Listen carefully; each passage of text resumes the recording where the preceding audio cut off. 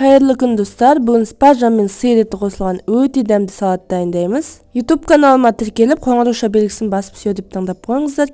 Жаңа видеоларымды сол кезде жібере алмайтын боласыздар. Сарымсақты ұсақтап тураймыз. Свежий қиярды осылай тураймыз. Өз қалауыңызша турасаңыз болады.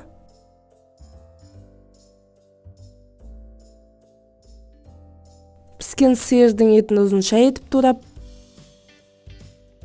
тәтті бұрышты ұзынша етіп турап шығамыз.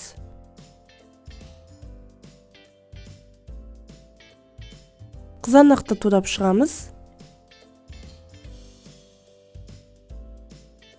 Петрушканы осылай үзіп қостым. Спаржаны қосамыз. Спаржаны негізі салқын суға 3-4 сағаттай замочить етіп алып, 20 минуттай қайнатып аласыздар. Қызыл ащы бұрыш, паприка, тұз, сарымсақ, оған қызып тұрған сұйық майды және соя тұздығын қосамыз. Мінекей салатымыз дайын. Видеоны осы достарыңызға поделиться етіп, лайк басып, пікір қалдырып қойыңыздар. Астарыңыз дәмді болсын.